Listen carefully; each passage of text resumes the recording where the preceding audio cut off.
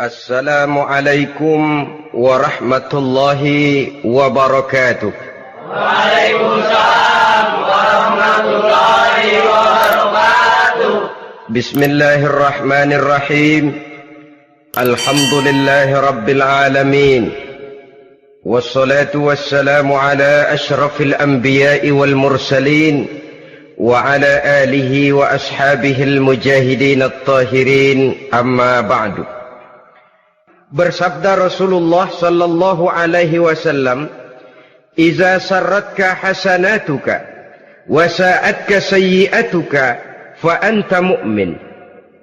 Apabila perbuatanmu yang baik menyebabkan engkau bahagia, apabila perbuatanmu yang baik menyebabkan engkau gembira, dan perbuatanmu yang jahat menyebabkan engkau jadi susah, itulah tanda bahwa di hatimu masih ada iman. Artinya, belum tentu orang yang berbuat baik merasa bahagia dengan kebaikan yang dikerjakannya. Dan tidak selamanya orang yang berbuat jahat sanggup menyesali perbuatan jahatnya.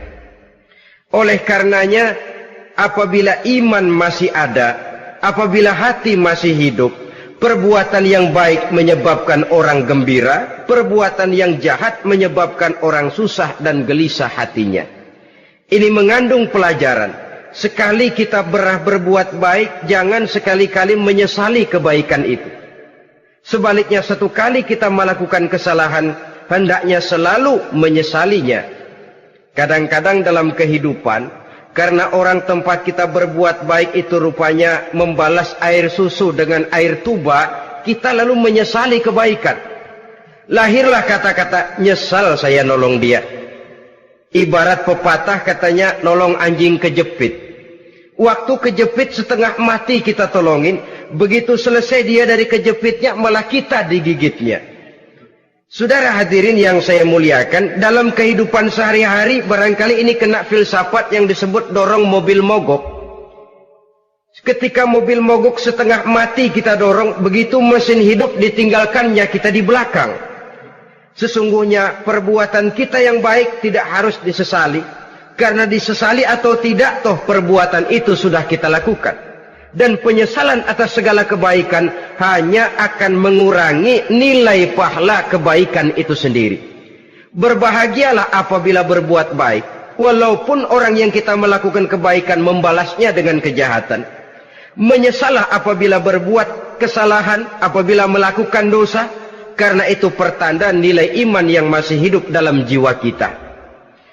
Saudara-saudara kaum muslimin yang berbahagia, jadi sungguh pun pahala dan dosa sesuatu yang abstrak, efeknya jelas dia mendatangkan kebahagiaan atau membawa kepada kegelisahan batin di dalam kehidupan manusia. Orang di zaman materialis kurang terangsang berbuat pahala dan terdorong melakukan dosa. Kenapa? Karena pahala tidak kelihatan, dosa tidak nampak. Kalau pahala kelihatan, barangkali nggak kuat kita mikul pahala. Kalau dosa benjol, umpama tiap bikin dosa palanya benjol, barangkali sudah nggak karu-karuan kepala kita. Baik pahala, baik dosa, sesuatu yang tidak nampak oleh pandangan mata zahir, tapi yang punya efek dalam kehidupan ini. Orang yang banyak pahalanya dengan orang yang banyak dosanya, kalau dia berjalan barangkali sulit kita membedakan. Tapi efeknya dalam kehidupan ini jelas adanya. Sesuatu yang bernama pahala kita perlukan, karena hidup tidak berhenti hingga di sini. Sesuatu yang bernama dosa harus kita hindarkan, karena ada kelanjutan sesudah hidup yang sekarang ini. Kehidupan dari satu pertanggungan jawab. Itu sebabnya Imam Ghazali dalam bahasa yang indah sekali berpesan, "Jaddidis safinah fa innal bahra amiq wa khuziz zad fa innas safara ba'id." Perbarui selalu kapalmu, rawat, jaga baik-baik, dandani kapalmu, fa innal bahra amiq, karena sesungguhnya lautan ini sangat dalam. Satu bahasa yang indah dari tamsil terhadap kehidupan. Perbaiki kapalmu karena lautan ini sangat dalam. Artinya, jaga baik-baik hatimu. Pelihara iman dan keyakinanmu, karena hidup ini bagaikan gelombang lautan. Tempo-tempo air tenang, tempo-tempo ombak menggila dan menggunung. Jaga iman baik-baik karena hidup penuh dengan cobaan dan ujian. Itu maksudnya. Wa khuziz zad fa inna safara ba'id. Dan bawa bekal yang banyak karena perjalanan hidup ini sangat panjang. Perjalanan ini sangat jauh. Kita kalau pergi keluar kota tentu saja membawa bekal. Makin jauh kota yang akan kita tuju, makin banyak bekal yang harus kita bawa. Alangkah sengsaranya manusia apabila dia akan pergi ke satu kota yang jauh, modalnya cuma nekat. Bagaimana nanti di sana sajalah. Tidak membawa bekal sebagaimana yang sewajarnya. Hal yang semacam ini senangnya sih belum tentu, keblangsak dan susahnya sudah kebayang.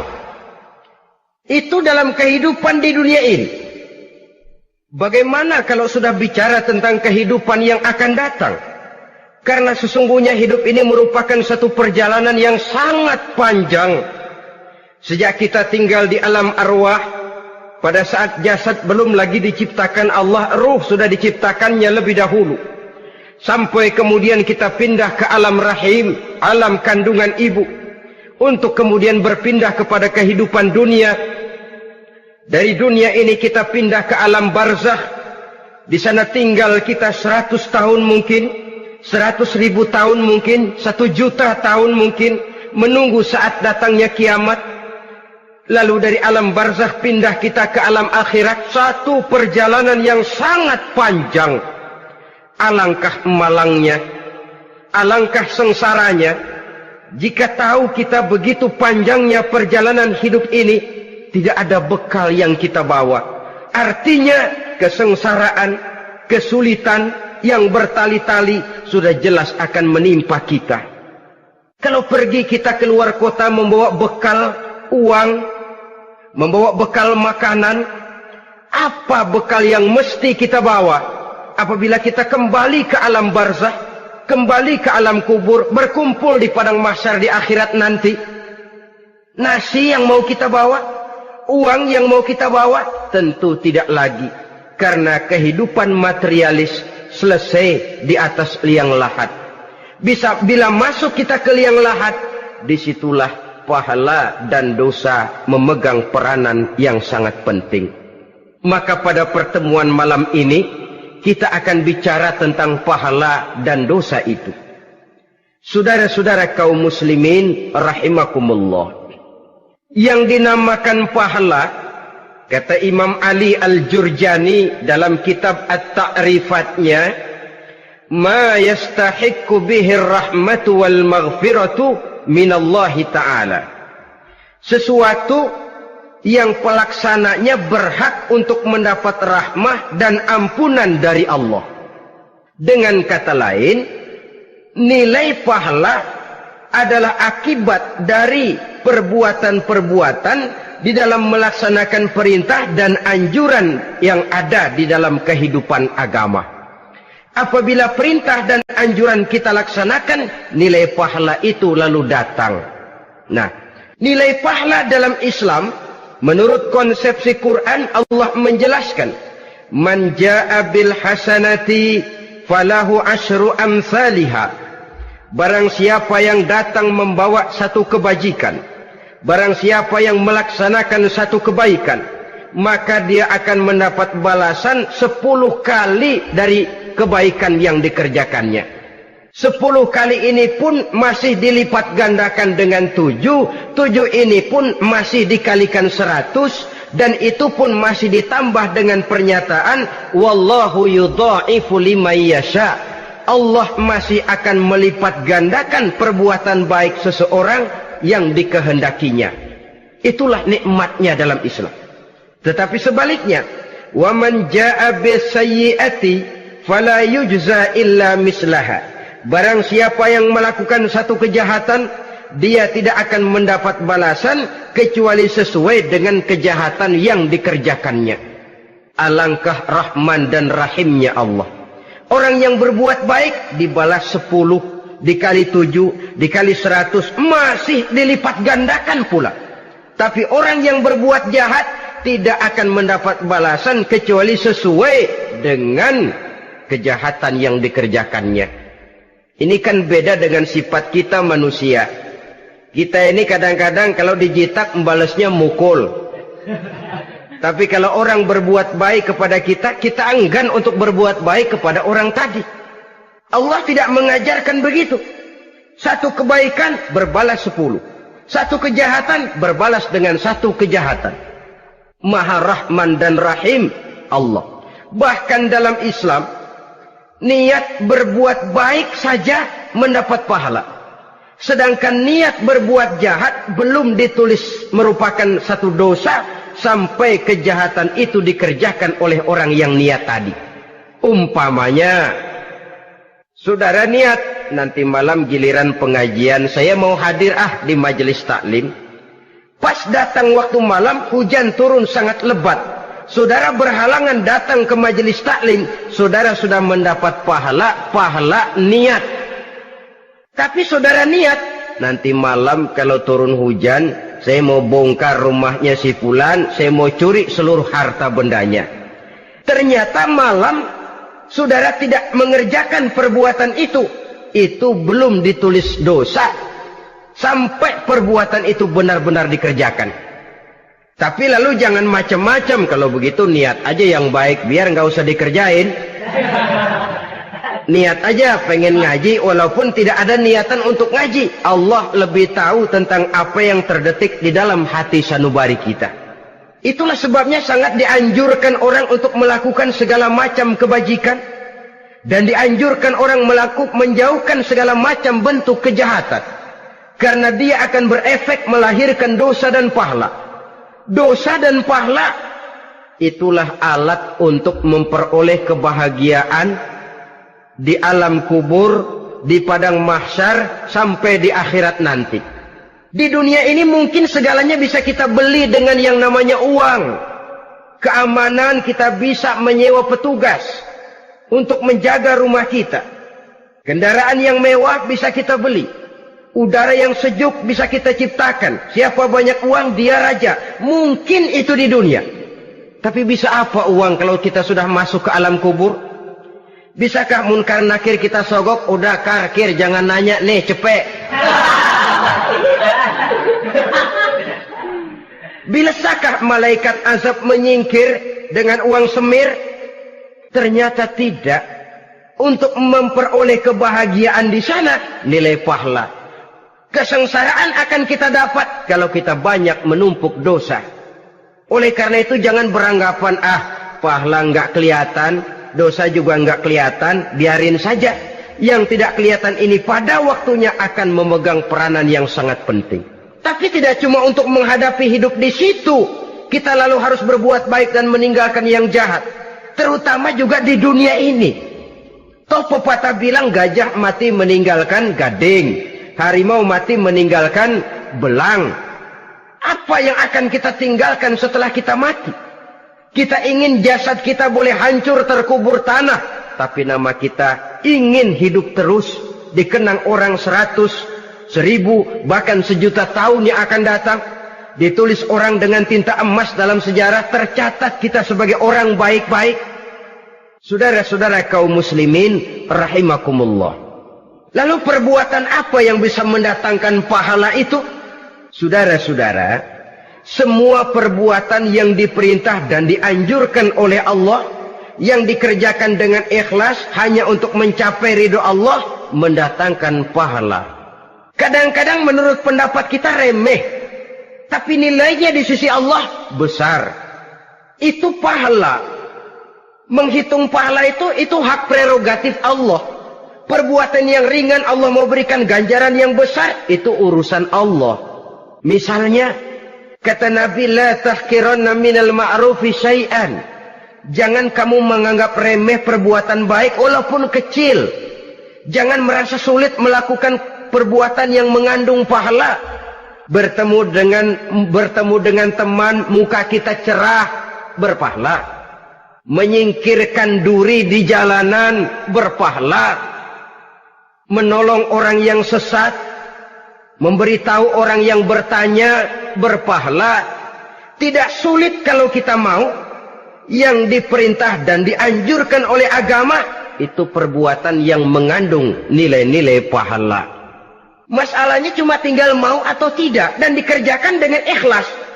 Bertemu teman mukanya cerah, pahala. Menyingkirkan duri di jalanan, pahala. Sodakoh, pahala. Tidak berupa perbuatan, bisa berupa ucapan. Misalnya bersolawat, pahala. Bertasbih dan bertahmid, pahala.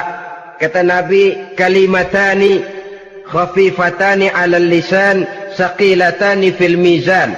Ada dua kalimat yang enteng di lidah tapi berat di timbangan akhirat nanti. Apa itu? Subhanallah walhamdulillah. Itu kan amalan yang ringan, perbuatan yang mudah saja, tapi nilainya demikian besar dalam pandangan Allah. Jadi pendeknya, perbuatan yang bernilai pahala adalah perintah dan anjuran agama yang dilaksanakan dengan ikhlas semata-mata untuk mencapai ridho Allah, itu mengandung pahala. Niat dasarnya itu harus karena Allah. Landasannya harus karena ikhlas. Bukan cuma sekedar basa-basi, tidak karena ingin dipuji orang, tidak karena mengharap tanda jasa, tapi ikhlas semata-mata. Dari perbuatan yang paling kecil dan mudah sekali sampai kepada amalan-amalan yang besar dan memerlukan biaya yang besar, seperti melaksanakan ibadah haji, seperti jihad fi sabilillah, membangun masjid, membangun pondok-pondok pesantren, membangun pusat-pusat kesehatan, membangun jalan-jalan umum, termasuk menjaga keamanan. Jangan dikira loh, siskamling umpamanya, menjaga keamanan kampung tidak berpahala. Kalau diniatkan ibadah, menjaga ketenangan warga supaya mereka tekun ibadah, ikhlas karena Allah, itu juga bernilai ibadah.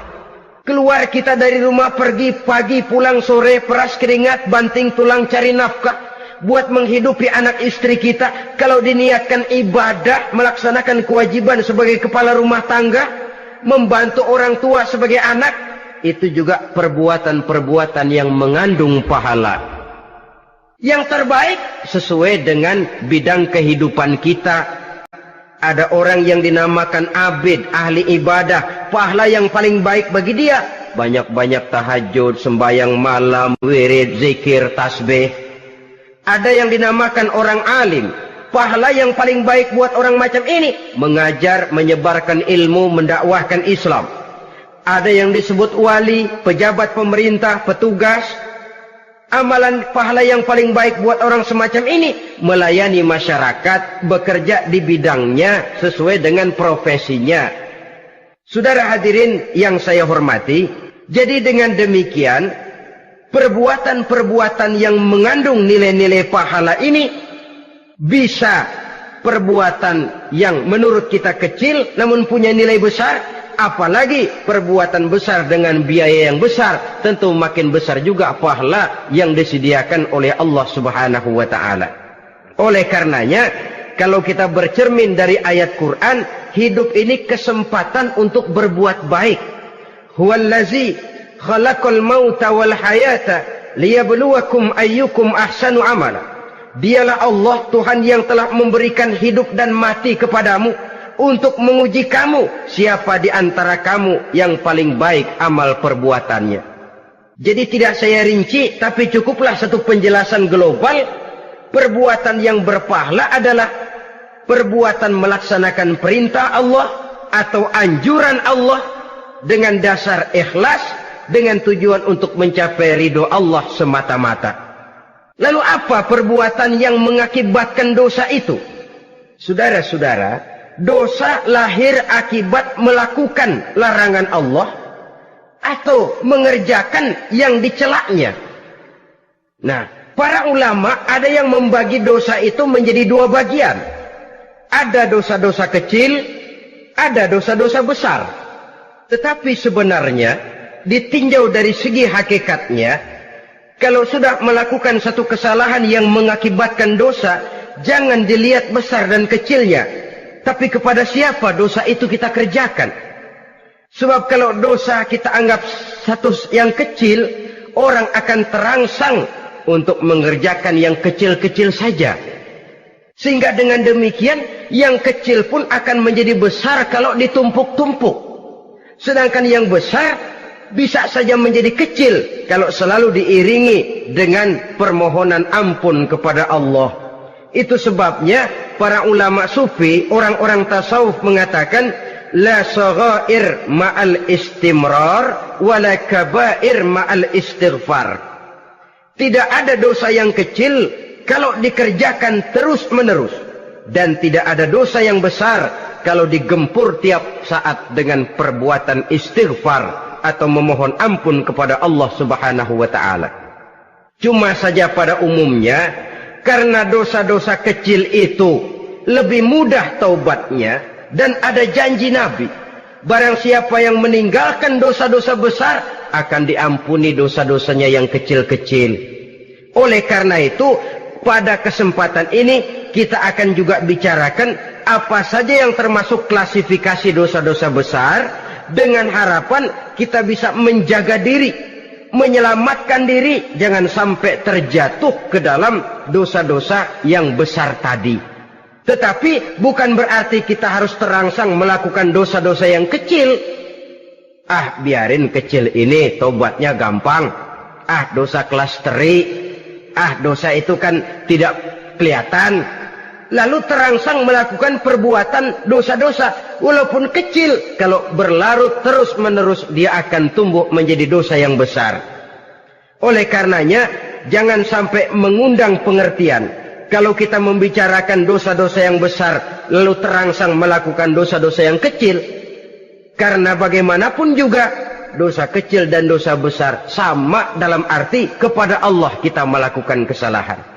Dan dosa yang kecil pun kalau bertumpuk, dia akan menjadi banyak. Saudara-saudara kaum muslimin rahimakumullah, ada beberapa jenis dosa-dosa besar. Jenis yang pertama, asyirku billah, syirik atau menyekutukan Allah. Dari sekian deretan dosa-dosa besar, syirik ini merupakan bapak moyangnya dosa. Dedengkotnya dosa itu syirik, menyekutukan Allah. Bahkan dosa yang lain Allah masih mau mengampuni, tapi kalau sudah syirik, menyekutukan Allah, itu sudah satu dosa yang tidak berampun sama sekali. Oleh karena itu tepat pesan Imam Ghazali tadi, jadi di safinah fa innal bahra amik, jaga iman, pelihara akidah, dandani kapal. Karena hidup ini gelombang lautan sangat dalam, hidup banyak cobaan. Di dalam hidup di zaman sekarang ini, saudara bisa perhatikan, di mana tensi ekonomi tinggi, lapangan kerja sulit, persaingan hidup makin tajam, sifat egois dan individualis tumbuh di mana-mana, rasa solidaritas sosial menurun, sifat gotong royong musnah. Orang mudah potong kompas, potong jalan. Ingin cepat kaya, ingin cepat naik pangkat, ingin dapat kedudukan. Kadang-kadang akidah pun terjual, akidah pun musnah, jatuh ke jurang syirik pun tidak jadi soal. Itu yang kita khawatirkan. Kalau dosa-dosa yang lain Allah masih mau mengampuni, tapi kalau sudah jatuh kepada syirik, Allah sama sekali tidak akan memberikan ampun. Dalam kaitan dengan ini barangkali tepat sinyalemen Imam Ali itu. Andai kata kemiskinan merupakan satu kepribadian, saya akan membunuhnya lebih dahulu. Artinya memang kemiskinan ini sering mendorong orang kepada jurang kemusyrikan. Tidak tahan menghadapi godaan perut akibat tensi ekonomi yang tinggi, lapangan kerja yang sulit. Iman pun jadilah ditukar dengan 3 liter beras. Akidah pun jadilah dibarter dengan 3 bungkus supermi, dengan pakaian bekas, dengan obat-obatan. Tidak jadi soal baginya mengejar kebahagiaan yang relatif singkat dengan mengorbankan kebahagiaan yang abadi. Persis ibarat pepatah, nyari jarum kampak hilang. Mencari sesuatu yang kecil, yang besar jadi sia-sia. Membela perut, mengorbankan akidah. Na'udzubillah summa na'udzubillah. Saudara-saudara kaum muslimin rahimakumullah. Ini fakta. Ini kenyataan. Dan hal semacam ini tidak bisa diatasi cuma dengan ceramah, simposium, diskusi, seminar. Apalagi Nabi berpesan, solahu ummati bil ilmi wal mal. Umatku hanya bisa menjadi baik akidahnya dengan ilmu dan harta. Itu bahasa Nabi. Kalau bahasa kita sekarang, dengan ekonomi dan pendidikan. Ilmu, pendidikan, ekonomi, harta. Tanpa itu sangat besar kemungkinan kita bisa menjual akidah terjerumus di lembah kemusyrikan. Maka terutama kepada saudara-saudara saya, muslimin yang terpencil jauh dari kota-kota besar, yang kadang dalam kehidupan seharinya imannya sering digoda oleh supermi, akidahnya sering ditantang oleh pembagian beras, pakaian-pakaian bekas, obat-obatan dan sebagainya. Jaga dan bentengi akidah kita. Lebih baik nyawa berpisah dari badan, asal iman jangan berpisah dari hati. Kepada adik-adik saya para remaja, para pemuda di kota-kota besar, yang iman dan akidahnya sering ditantang dengan minuman-minuman keras, fasilitas-fasilitas yang menghanyutkan, yang secara terarah dan praktis sedikit demi sedikit menggiring kita untuk keluar dari nilai-nilai akidah. Hati-hati, jaga baik-baik, sebab intan paling mahal, mutiara paling berharga, tidak lain nilai iman ini. Tergelincir kita daripadanya, jatuh ke lembah kemusyrikan, jatuh ke satu dosa yang teramat besar, yang Allah tidak akan pernah memberikan ampun lagi. Ini dosa besar yang pertama. Yang kedua, qatlun nafsi illa bil haq. Membunuh orang tanpa alasan yang benar. Di zaman kesulitan ekonomi kadang-kadang orang mudah nekat. Tengok saja, kadang-kadang karena pasal uang 100-200 perak saja nyawa bisa melayang. Kadang-kadang karena urusan yang remeh, salah omong, salah ambil, salah ucap, salah pegang, nyawa bisa jadi melayang. Alangkah murahnya nyawa, seakan-akan kita yang punya. Padahal nyawa itu hak milik Allah. Tidak pantas kita merampasnya, tidak pantas kita menghilangkannya dari jasad seseorang. Oleh karenanya, membunuh orang merupakan satu dosa yang sangat besar. Jangankan kepada orang yang seakidah, orang yang lain akidah saja pun, kalau dia hidup berdamai, rukun, berdampingan, kita harus melindungi. Apatah lagi teman seakidah sendiri. Saudara-saudara kaum muslimin rahimakumullah. Pantas kalau Nabi menyatakan, apabila dua orang Islam sudah saling berkelahi, berbunuh-bunuhan, al-qatil wal maqtul finnar. Yang membunuh dan yang dibunuh, dua-duanya sama-sama masuk neraka. Sahabat heran, ya Rasul, kalau yang membunuh masuk neraka sih wajar, tapi yang terbunuh kok neraka juga, kenapa? Kata Rasul, sebenarnya dia juga cuma sudah niat untuk membunuh, cuma keduluan saja. Andai kata dia tidak terbunuh, tentu dia yang akan membunuh. Saudara-saudara kaum muslimin rahimakumullah. Islam sesuai dengan namanya adalah agama damai. Kita tidak boleh mencari-cari musuh. Walaupun tidak boleh lari kalau bertemu musuh. Oleh karenanya, pantang seorang muslim menimbulkan benih keonaran menjadi biang kerok buat lingkungannya.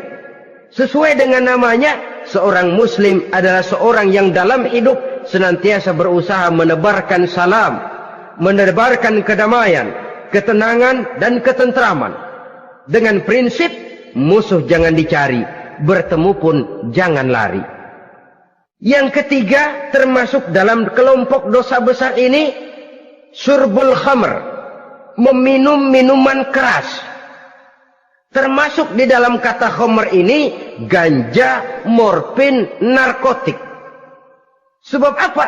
Jenis minuman semacam itu tidak hanya merusak keadaan sekarang, tapi sekaligus merusak kehidupan yang akan datang.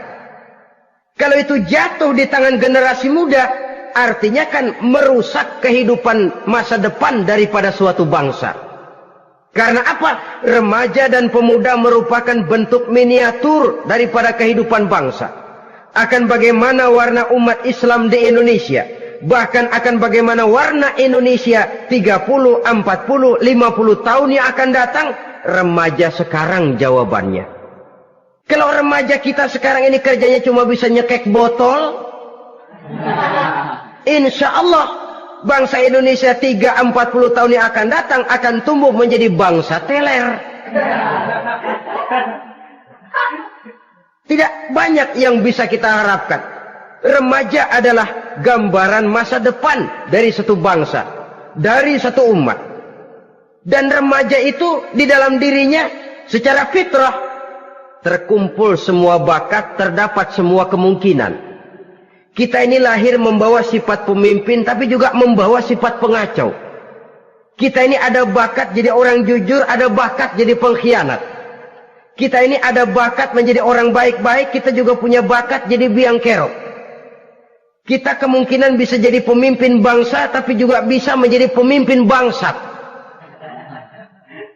Nanti lingkungan dan pendidikan akan menumbuhkan, membentuk mana yang tumbuh lebih subur. Kalau lingkungan dan pendidikannya lebih banyak bercerita tentang kejujuran, maka nilai kejujuran yang akan tumbuh lebih banyak dalam jiwanya. Dan insya Allah diharapkan dia akan menjadi manusia yang jujur di kelak kemudian hari nanti. Dan masalah minuman keras ini sebenarnya berkait. Kita tidak bisa cuma menyalahkan remaja saja, menyalahkan pemuda saja, karena bagaimanapun masalahnya kompleks. Menghancurkan sesuatu tanpa melihat kausalnya, tanpa melihat sebab akibatnya kan sama juga bohong. Kemungkinan karena broken home, kemungkinan karena pergaulan, kemungkinan karena kurang perhatian orang tua, kemungkinan karena akibat bacaan, tontonan, atau fasilitas berupa dibukanya pabrik-pabrik minuman keras, dijualnya minuman-minuman keras, di warung-warung yang remang-remang, yang memberikan kenikmatan, kebahagiaan, dan kebanggaan tersendiri, sehingga akhirnya orang terangsang untuk datang dan minum di sana. Pada dasarnya memang sepele, cuman minum, nggak ngerugiin orang lain kan? Iya, pada waktu minum. Tapi dikala sudah mabuk, out of control, apapun bisa kita lakukan.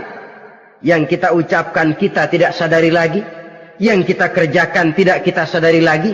Dikala itu segala macam kejahatan bukan sesuatu yang tidak mungkin untuk kita laksanakan.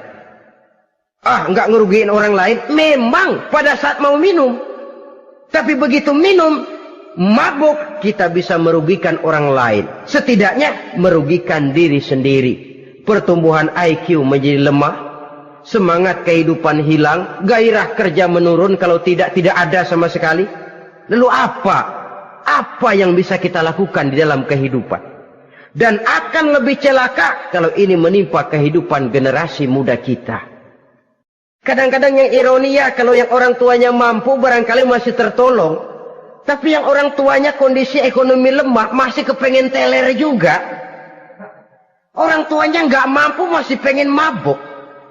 Dari ganja, morfin nggak dapat, akhirnya kaleng cet diisepin. Yang penting kan bisa teler, mendatangkan satu kebahagiaan tersendiri. Itu sebabnya memang satu kejahatan menurut teori polisi ya hanya bisa terjadi karena faktor N dan K, niat dan kesempatan. Niat ada, kesempatan ada, jadi orang jahat. Kurang salah satunya, biasanya kejahatan terbendung. Niat ada, kesempatan tidak ada, sulit berbuat jahat. Kesempatan ada, niat tidak ada, tidak mungkin orang jahat. Tapi yang paling dominan sebenarnya niat. Kalau niat sudah kuat, kesempatan bisa dicari. Kesempatan bisa diciptakan. Biar Hansip nongkrong, ditungguin lengahnya. Iya biarin. Jam 11 sampai jam 2. Matanya melotot. Jam 3 dia mulai ngulet, ngempet. Nah, di saat itu saya masuk ke rumahnya. Kalau niat kuat, kesempatan bisa diciptakan. Dan kalau sudah niat, ini masalah hati. Kalau sudah masalah hati, menyangkut soal moral. Moral artinya sudah masuk kepada kehidupan agama. Saudara-saudara kaum muslimin rahimakumullah. Yang keempat yang termasuk jenis dosa besar, az-zina, perbuatan zina. Di zaman pergaulan bebas dengan prinsip free love, free sex ini, tengok sudah berapa banyak gadis-gadis bergelimpangan jadi korban. Berapa banyak bayi-bayi yang lahir ke dunia tanpa tahu kemana dia mesti memanggil bapak. Apakah deretan jumlah korban ini masih harus bertambah lagi? Paling tidak, biarlah yang sudah jadi korban, tapi jangan bertambah lagi hendaknya. Masing-masing kita berupaya menahan diri. Termasuk dalam kategori zina ini, yang merupakan cabang-cabangnya, liwat, homoseks, lesbian, masturbasi. Bahkan masturbasi itu termasuk jenis zina tangan. Dan itu juga merupakan satu dosa. Di samping dosa juga merusak diri. Karena bagaimanapun juga dia akan mengurangi kemampuan daya pikir seseorang. Maka agama memberikan jalan keluar. Pesan Nabi, ya ma'syara syabab, man istata'a minkumul ba'at falyatazawwaj. Hai para pemuda, kata Nabi, barang siapa di antara kamu yang sudah bisa ba'at, yang sudah mampu ba'at. Ba'at itu artinya memberikan nafkah. Baik nafkah zahir maupun nafkah batin, falyatazawwaj, maka hendaklah dia kawin. Jadi yang maksud ba'at ini ya nafkah zahir, ya nafkah batin.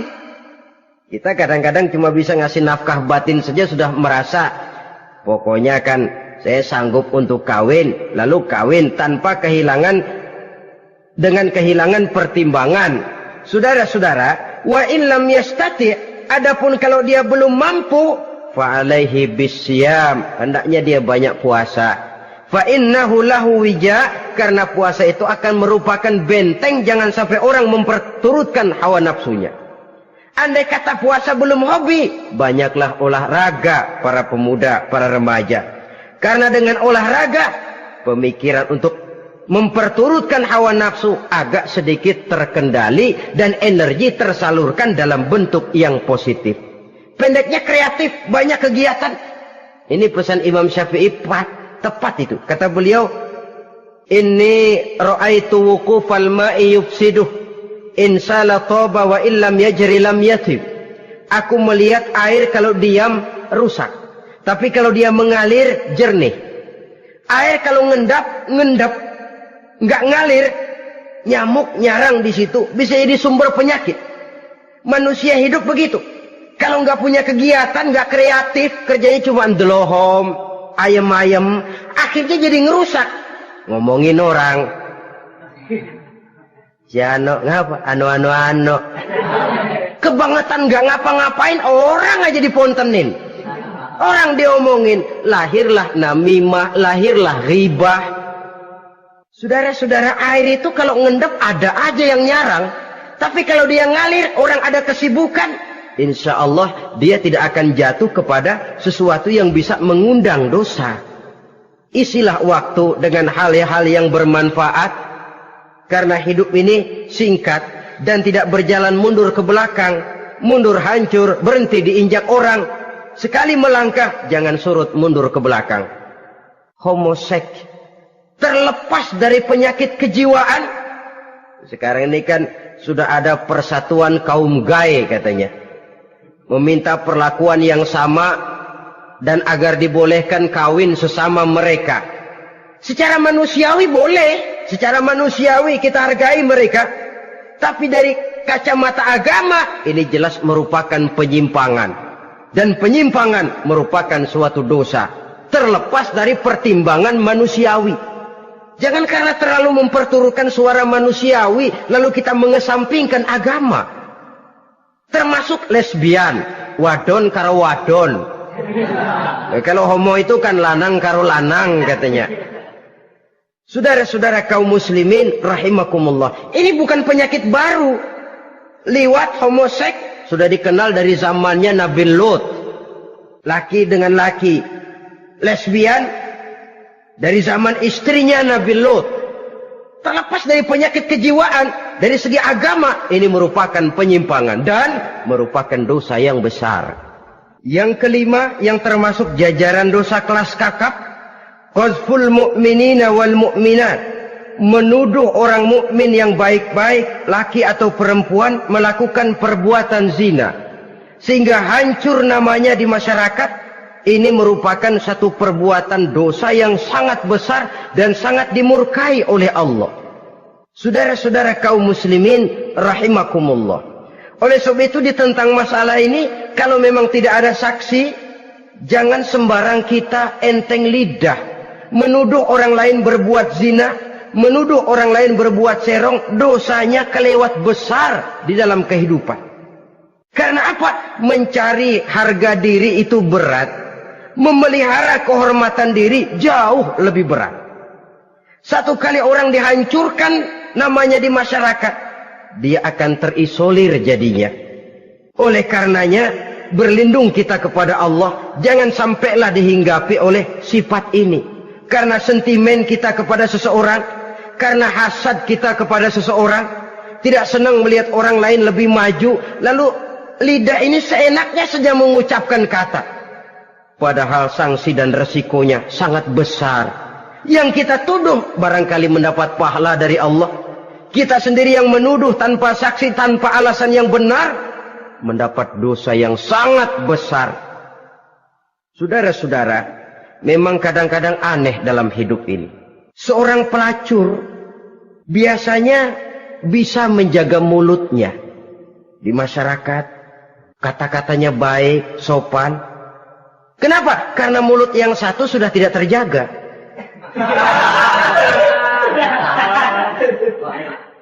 Kita kadang-kadang kehormatan bisa kita jaga, tapi mulut tidak terkontrol. Ngomong saenake dewe, bikin orang mangkel, kesal, fitnah sana, fitnah sini, menghancurkan nama baik orang, ngomongin yang macam-macam. Bagai-bagai macamlah caranya. Saudara-saudara kaum muslimin yang berbahagia. Jadi dengan demikian, menuduh orang lain berbuat zina, sedangkan orang itu tidak pernah melakukannya, ini termasuk satu dosa yang sangat besar di dalam kehidupan ini. Yang keenam, al-'aqu bil walidain, durhaka kepada ibu bapak.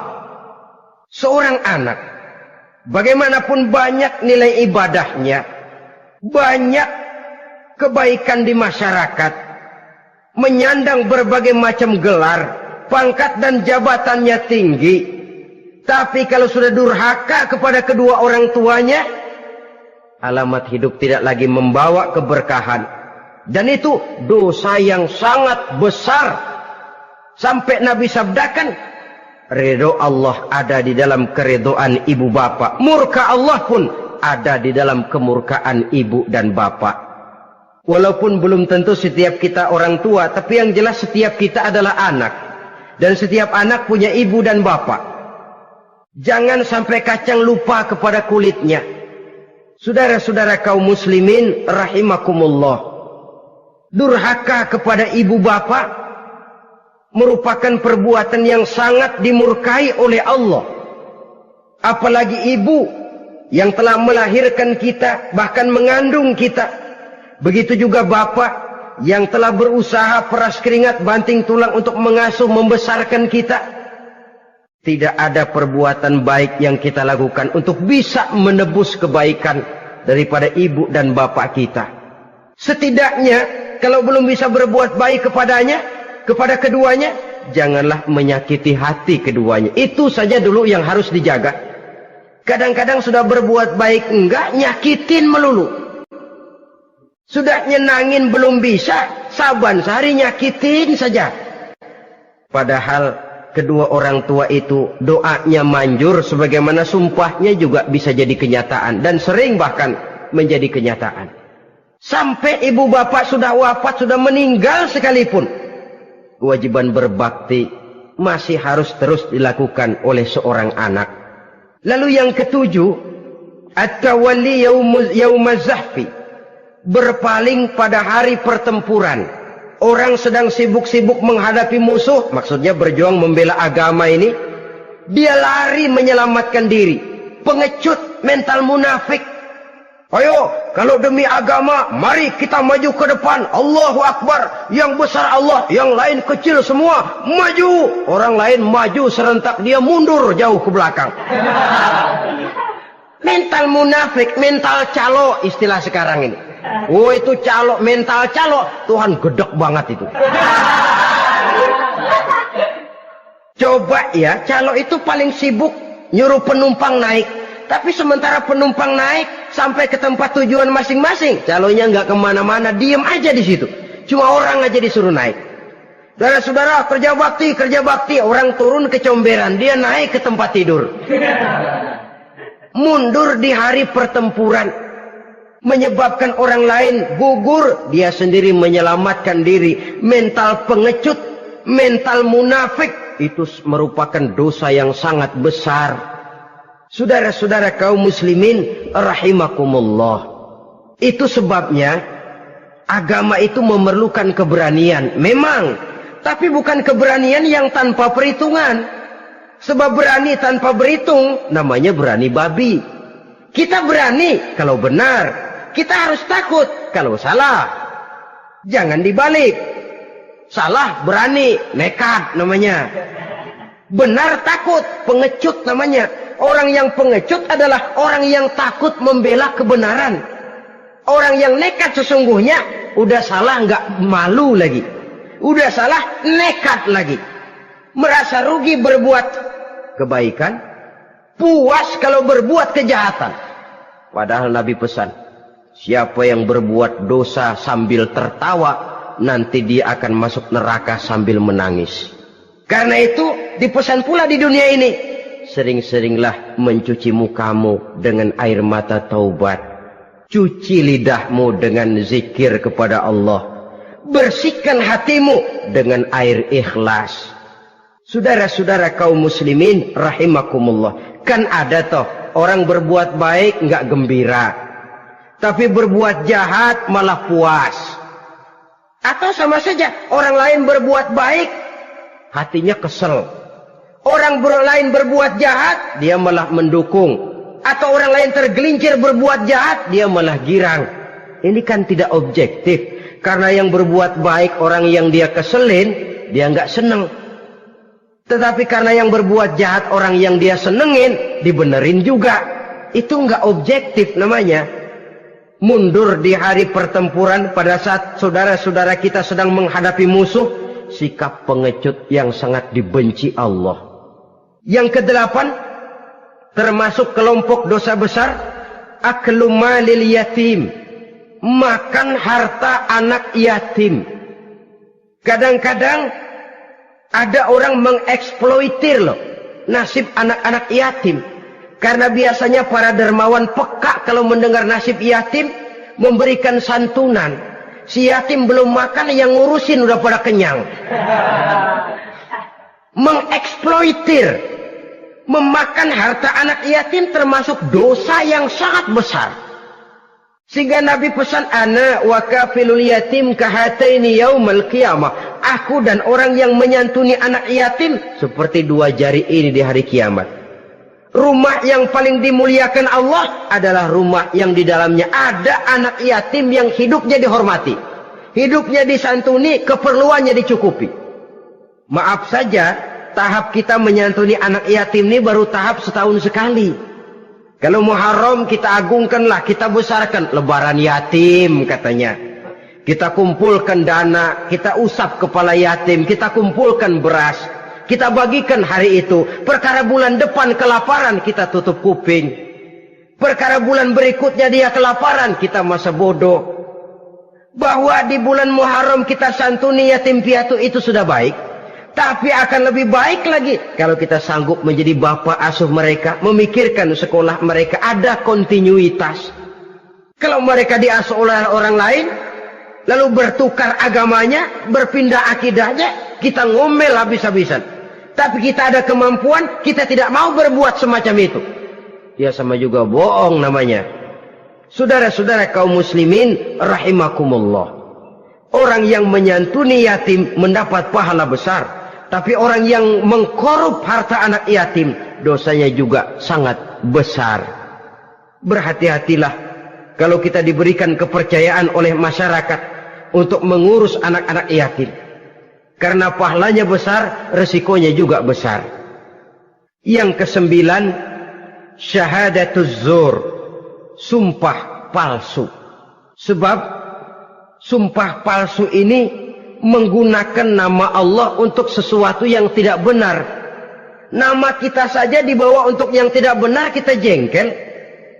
Nama kita dipalsukan untuk sesuatu yang tidak baik, kita kadang-kadang jengkel, tidak puas jengkel, menuntut melalui saluran hukum. Kenapa? Nama saya dicatut. Bagaimana lagi kalau nama Allah kita pakai untuk bersumpah, sumpahnya palsu, menguntungkan kita, merugikan orang lain, Allah murka betul. Maka sumpah palsu termasuk deretan dosa-dosa besar. Apalagi yang ke-10, aklur riba, makan riba alias renten. Ini kan yang cepat mendatangkan uang.